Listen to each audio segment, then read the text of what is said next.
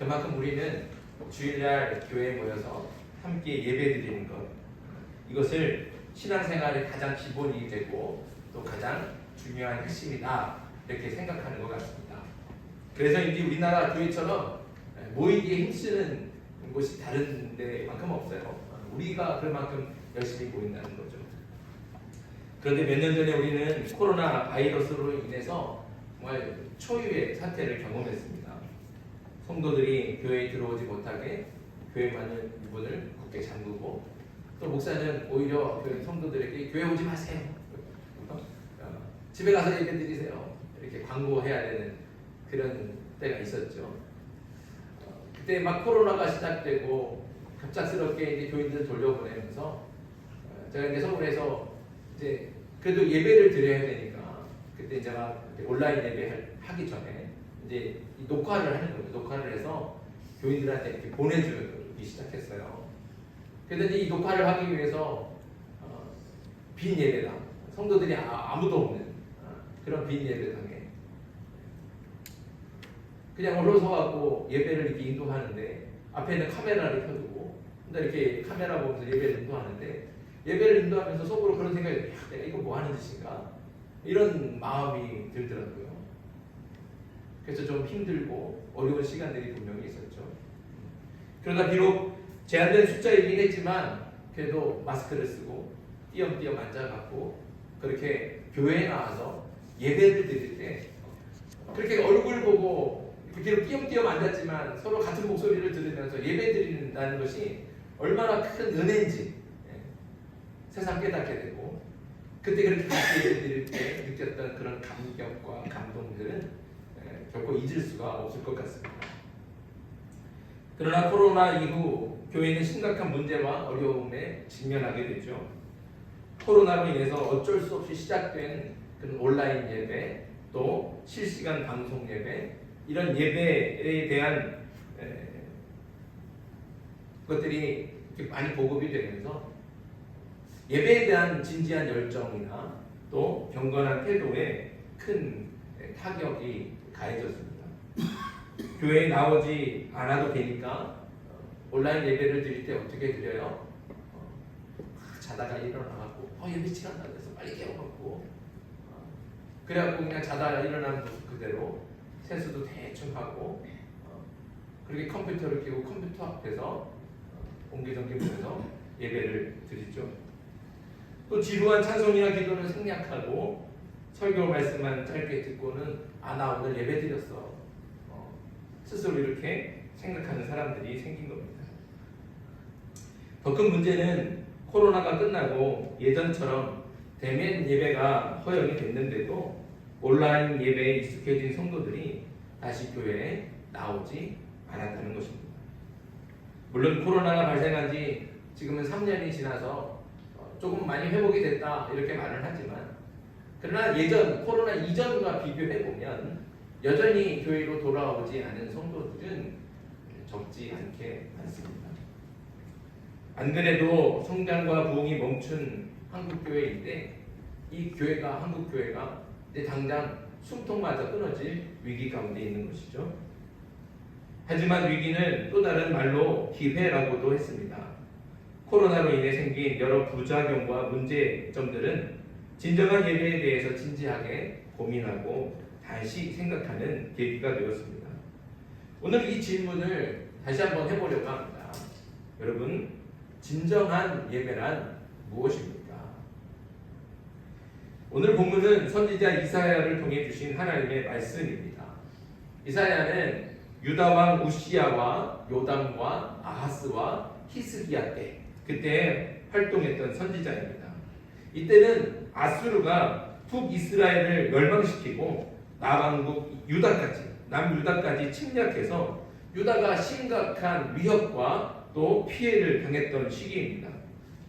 아수르의 침략에 불안과 두려움에 사로잡혀서 어찌할 바를 모르는 남유다 백성들에게 하나님이 이사야를 통해서 하나님의 말씀을 전하고 계십니다. 오늘 우리는 이 본문 말씀을 통해서 우리 예배를 진단해보고 또 하나님이 원하시는 예배의 본질이 무엇인지를 살펴보려고 합니다. 미지근한 신앙이나 또 반응이 없는 신앙보다는 열심을 내는 신앙이 좋은 신앙처럼 보입니다. 그러나 하나님은 겉으로 드러나는 보이는 열심보다는 우리 마음의 중심을 보신다고 하시죠. 이사야서가 보여주는 당시 이스라엘 백성들은 요즘 우리하고는 비교할 수 없을 정도로 제사와 모임과 예배에 열심이 있었습니다. 오늘 말씀 우리가 읽었지만 오늘 말씀에 등장하는 우수한 제물들, 또 순양과 번제와 살찐 짐승의 기름, 숫송아지와 어린 양과 또 순염소의 피, 분향, 또 월삭과 안식일과 대회로 모이는 것, 성회, 그리고 그 밖에 정한 절기들까지, 이런 말들은 이스라엘 백성들이 얼마나 외형적으로 제사와 예배와 모임에 열심을 냈는지 잘 보여주고 있습니다. 그러나 이러한 열심에도 불구하고 하나님께서는 이스라엘 백성들이 드리는 그 제사와 예배를 어떻게 평가하실까요? 오늘 말씀을 보면 사실 우리를 당혹스럽게 합니다. 10절 말씀 같이 읽습니다. 10절 시작. 너희 소돔의 관원들아 여호와의 말씀을 들을지어다. 너희 고모라의 백성아 우리 하나님의 법에 귀를 기울일지어다. 아멘.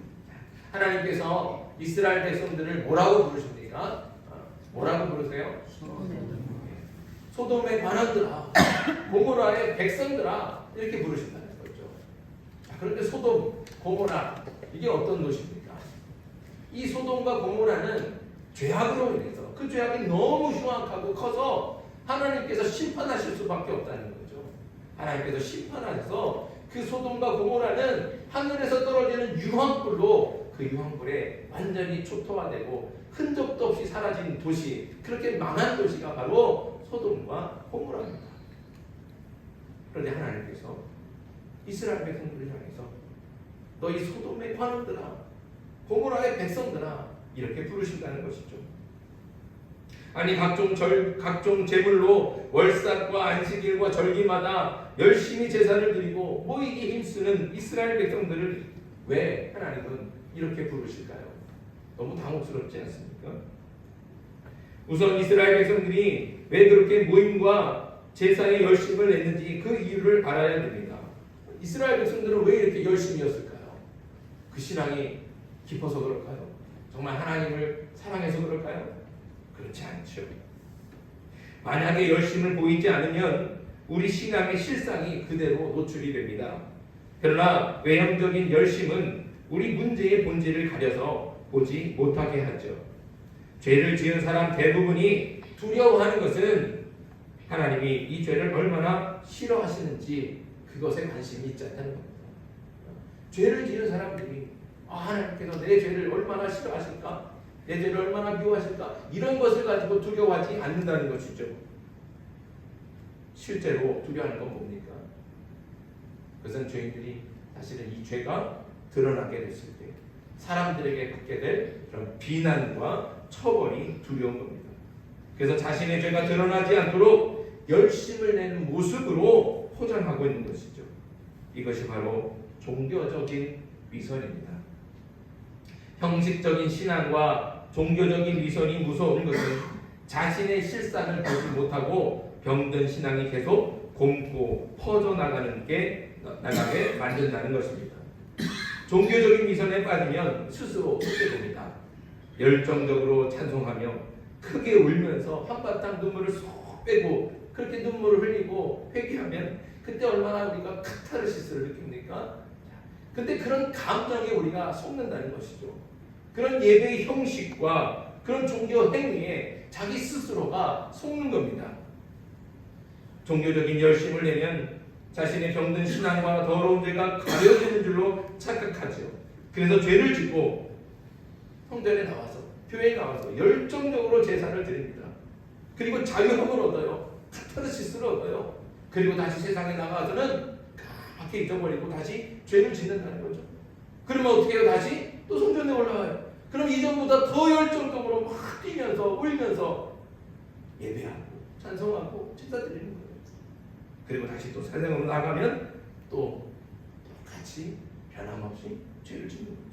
이런 반복적인 행위가 이런 악순환이 계속해서 반복이 된다는 것이죠. 그러니 이스라엘 백성들이 아무리 열심을 내도 그들의 열심은 그저 위선적이고 형식적일 수밖에 없는 겁니다. 이런 위선적인 열심에 대해 하나님의 반응은 노골적이며 아주 과격합니다. 자, 11절 말씀 읽습니다. 11절 시작. 여호와께서 말씀하시되 너희의 무수한 재물이 내게 무엇이 유익하뇨? 나는 순양의 번제와 살찐 짐승의 기름에 배불렀고 나는 수송아지나 어린 양이나 순염소의 피를 기뻐하지 아니하노라. 아멘. 하나님은 이스라엘 백성들이 가져온 재물들, 그 재물들이 내게 무슨 유익이 있느냐 이렇게 말씀하십니다. 그러면서 이스라엘이 가져온 재물과 그들이 행한 제사가 다 무익하고 무의미하다 이렇게 말씀하셨습니다.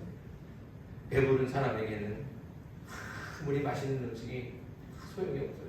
산의 진미가 다 소용이 없잖아요. 그런 것처럼 하나님은 무의미한 재물들을 전혀 기뻐하지 않는다는 것이죠. 그러니 아무리 많은 재물을 들고 뻔질나게 찾아와도 이스라엘의 열심은 결국 성전 마당만 밟고 지나가는 것에 불과한 것입니다. 그런데 하나님은 이스라엘의 예배가 무의미함을 넘어서 그 예배를 하나님이 매우 아주 싫어하신다고 말씀하십니다. 13절 14절 두 절 말씀 같이 읽습니다. 시작. 헛된 재물을 다시 가져오지 말라. 분양은 내가 가증히 여기는 바요 월삭과 안식일과 대회로 모이는 것도 그러하니 성회와 아울러 악을 행하는 것을 내가 견디지 못하겠노라. 내 마음이 너희의 월삭과 정한 절기를 싫어하느니 이것이 내게 무거운 짐이라. 내가 지기에 곤비하였느니라. 아멘. 하나님 말씀하십니다. 내가 가증히 여기는 바요 내가 견디지 못하겠노라. 내가 싫어하니 그것이 내게 무거운 짐이라. 내가 지기에 곤비하였느니라. 얼마나 끔찍한 말씀입니다. 이스라엘은 열심으로 제사를 드리는데 하나님은 그것을 견디지 못할 정도로 가증하게 여기신다는 거죠. 이스라엘의 제사가 곧 우리의 예배라고 한번 생각해 보십시오. 얼마나 끔찍한 말씀입니까? 우리가 드리는 예배를 하나님이 이 정도로 역겨워하시고 이렇게까지 싫어하실 수 있다고 생각하니 정말 충격적입니다. 사람도 앞뒤가 다른 사람, 말과 행동이 다른 사람, 내 앞에서 하는 것과 내가 없을 때, 나 없을 때 하는 그런 말과 행동들이 다른 사람, 이런 사람을 보면 어떻습니까? 그런 사람에게는 우리가 분노할 수밖에 없고 그런 사람은 우리가 가증히 여길 수밖에 없지 않습니까? 하나님도 마찬가지라는 거죠. 앞에서는 시간마다 찾아와서 정성을 다해 예배를 드리는데 예배가 끝나고 집으로 돌아가면 마치 하나님을 모르는 사람처럼 말하고 행동하는 것입니다. 하나님의 뜻대로 행하지도 않고 자기 마음대로 생활하면서 마치 신앙이 좋은 사람처럼 포장하는 것을 하나님은 가증하게 여기신다. 분명히 말씀하고 있습니다. 하나님은 더 나아가서 이스라엘의 제사와 그들의 기도를 거절하십니다. 15절 읽겠습니다. 15절 시작. 너희가 손을 펼 때에 내가 내 눈을 너희에게서 가리고 너희가 많이 기도할지라도 내가 듣지 아니하리니 이는 너희의 손에 피가 가득함이니라. 아멘. 하나님의 백성이 기도로 하나님께 요청을 드리는 것은 하나님의 백성으로서 누리는 특권이라고 할 수 있어요. 그러니까 하나님의 백성만이 누릴 수 있는 특권이죠. 그러나 우리가 아무리 도움을 요청하고 기도해도 하나님은 눈을 가리고 듣지 않겠다 말씀하십니다. 하나님이 제사와 모임을 거절하시는 이유는 그들의 종교적인 행위가 형식적이고 위선적이기 때문입니다. 열심히 모여서 예배한다고 하면서도 도무지 그들의 죄악과 잘못을 고치려고 하지 않는다는 것입니다. 손에 피가 가득할 정도로 오로지 자기 욕심을 채우기 위해 다른 사람들을 해치고 상하게 하는 일에만 열중하고 있는 것입니다. 그러니 그들의 예배, 그들의 제사, 그들의 기도는 형식적이죠. 그리고 아주 위선적인 겁니다. 하나님께서 가증하게 여기시는 거죠. 근데 오늘 우리의 예배, 우리의 기도가 그렇게 형식적이고 위선적이라는 것, 이것이 요즘 너무너무 적나라하게 드러나고 있습니다. 그것도 TV 뉴스를 통해서 전 국민이 다 시청하는 뉴스를 통해서 안천하에 드러나지 않았습니까?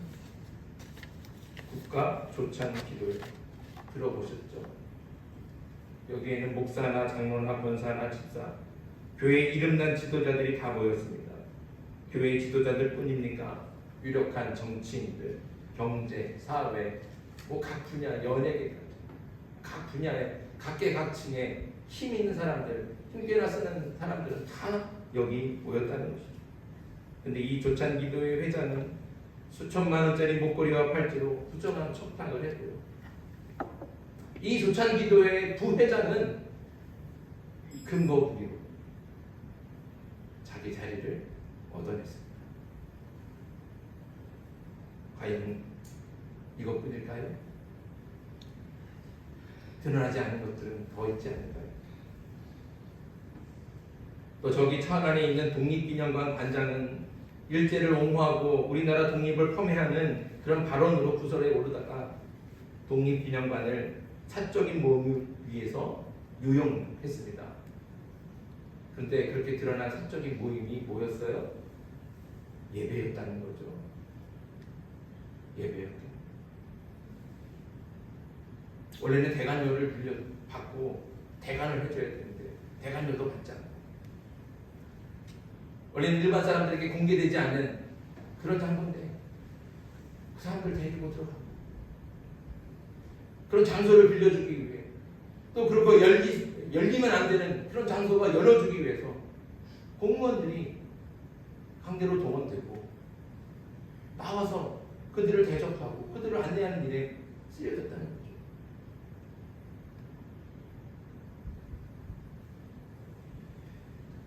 그렇게 독립기념관에서 찬송 소리가 울려 퍼졌을 때 아마 거기서 예배드렸던 사람들은, 또 그 기독교 관장, 그 독립기념관 관장은 신앙적으로 자신이 대단한 일을 한 것처럼 아마 좋아했을 겁니다.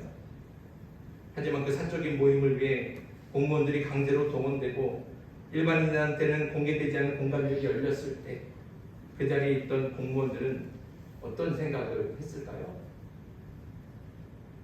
거룩한 하나님이 느껴졌을까요? 과연 이것이 하나님이 기뻐하시는 예배입니까? 하나님이 들으실 만한 기도입니까?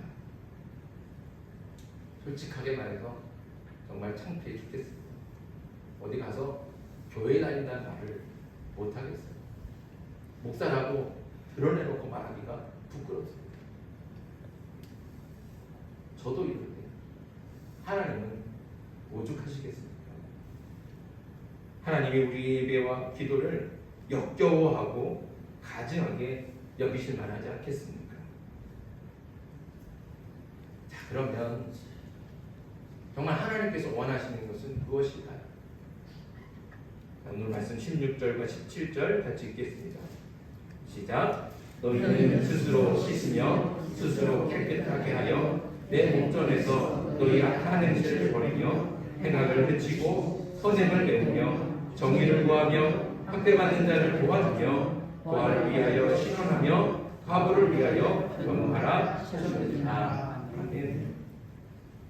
하나님이 원하시는 것은 먼저 잘못된 행실에 대해 회개하며 자신을 깨끗하게 하는 겁니다.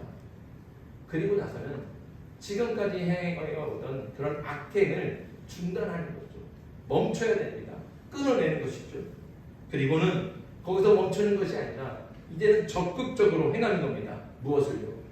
선행을 배우며 정의를 구하고 학대받는 사람들을 도와주는 겁니다. 고아와 과부를 위해서 변호해주고 도와주는 것이죠. 하나님께서는 이거를 원하시는 거예요. 다시 말해서 하나님이 원하시는 것은 제사와 윤리의 균형입니다. 예배와 삶이 함께 하나님을 향하는 것입니다. 중요한 것은 어느 한쪽만 원하시는 것이 아니라는 것이죠. 제사만 원하는 것도 아니고 윤리적인 삶도 그것만 원하시는 것도 아니라는 거예요. 이것이 균형을 이루어야 됩니다. 함께 가는 겁니다. 열심히 모여서 제사만 드리고 하나님이 기뻐하시는 삶이 동반되지 않는 것, 이것도 하나님이 책망하시지만 그렇다고 윤리나 선행이 예배를 대신할 수 있는 것은 절대로 아니라는 것입니다. 하나님이 우리에게 예배를 명하신 것은 분명히 예배의 순기능이 있기 때문입니다. 예배를 통해 하나님의 임재를 경험하며 세상이 줄 수 없는 하늘의 은혜와 능력을 덧입게 됩니다. 죄사함을 확인하며 거룩하게 새 출발을 할 수 있는 능력과 힘을 얻게 됐죠. 또 세상과 정욕에 흐트러진 마음과 삶이 말씀으로 정돈이 되고 조율되는 겁니다. 하나님의 주되심과 주권을 인정하며 나 중심에서 하나님 중심으로 바뀌고 세상살이에 지치고 여러 가지 풍파 속에서 상처받고 고통당하는 그런 영혼과 마음과 육신이 예배 가운데 치료를 받는 거예요. 치유함을 받는다는 것이죠. 이 모든 역사가 예배 속에서 일어나는 겁니다. 예배를 통해 역사한다는 것입니다. 예배는 우리에게 베푸신 하나님의 은혜와 사랑에 대한 반응입니다. 그래서 예배의 현장에는 은혜로 임하시는 하나님의 임재하심이 있어야 되고 그 하나님을 만나 우리의 삶을 새롭게 하며 헌신하는 우리의 반응도 함께 있어야 됩니다. 주일이 되면 열심히 교회를 찾으면서도 우리의 삶이 세상 사람들과 다른 게 하나도 없다면 우리의 신앙은 잘못된 것입니다. 모이는 공적 예배의 의무와 책임을 다했다면 일상에서 하나님의 백성답게 삶으로 드리는 예배로 우리의 예배를 완성해야 되는 것입니다. 우리가 진짜 예배자가 되었다면 우리의 삶이 바뀌어야 됩니다. 아직도 끊어내지 못하고 있다. 그건 누구보다 내가 잘 알죠. 그렇지 않습니까? 이거 잘못된 건데 끊어내야 되는데 이제 그만해야 되는데 그런 것들이 내게 분명히 있지 않습니까? 그런데 그것을 끊어내지 못하고 멈추지 못한다면 그리고선 주일만 되고 찾아와서 주여 주여 하면서 용서해달라고 그러고 눈물 흘리면서 가고 돌아가서는 또 똑같이 다람쥐 칠밖에 돌아가듯이 그렇게 반복된 삶을 살아가면 하나님은 그런 예배를 그런 기도를 결코 기뻐하지 않는다는 것입니다. 지금까지 끊어버리지 못하고 남몰래 지속해온 죄악과 잘못을 예배를 통해 끊어버려야 됩니다. 그리고 내 삶을 하나님께 드리며 하나님께서 기뻐하시는 일을 행하기로 결단해야 되는 것이죠. 그래서 하나님은 한 번 더 우리의 변화를 촉구하며 변론의 자리로 우리를 초대하십니다. 18절 읽습니다. 18절 시작. 여호와께서 말씀하시되 오라 우리가 서로 변론하자. 너희의 죄가 주홍 같을지라도 눈과 같이 휘어질 것이요 진홍같이 붉을지라도 양털같이 희게 되리라. 아멘. 한 번 말씀을 들었다고 해서 또 한 번 은혜를 받았다고 해서 우리가 쉽게 바뀌고 변할 존재가 아니라는 것을 하나님이 너무나 잘 알고 계시는 겁니다. 그래서 우리를 하나님과 변론하는 자리로 초대하는 것이죠. 또 한편으로는 우리가 그래도 회복할 수 있고 변화할 수 있다는 그런 가능성이 있다는 것을 믿기 때문에 하나님께서는 우리를 그런 변론의 자리로 우리를 부르시는 겁니다. 그래서 포기하지 않고 우리 모든 것을 다 내려놓고 심도 있게 변론해보자는 것이죠. 그런데 이 변론은 다툼을 위한 것이 아닙니다. 이건 이미 판결이 결정난 겁니다. 우리는 그것을 확인하는 것이죠. 그러기 위해서 변론하는 겁니다. 아무리 우리 죄가 주홍 같을지라도 눈과 같이 휘어지고 진홍같이 붉을지라도 양털같이 희게 될 것이라고 주님께서 약속해 주셨습니다. 이제 선택은 우리에게 달려 있습니다. 즐겨 순종하면 땅의 아름다운 소산을 먹게 되겠지만 하나님의 초대를 거절하고 삶이 바뀌지 않으면 칼에 삼켜지는 심판을 면할 수 없게 되는 것입니다. 10년 전쯤에 몽골로 단기 선교를 다녀왔습니다. 몽골 그러면 여러분들 요새 방송에 많이 나오죠. 도시 울란바토르나 이런 수도 이런 도시들은 우리나라 거의 우리나라와 비슷해요. 서울하고 높은 빌딩들이 있고 우리나라 편의점과 그런 마트들도 굉장히 많아서 제2의 한국 같다 이렇게 말을 합니다. 그러니까 도시는 발전이 돼 있어요.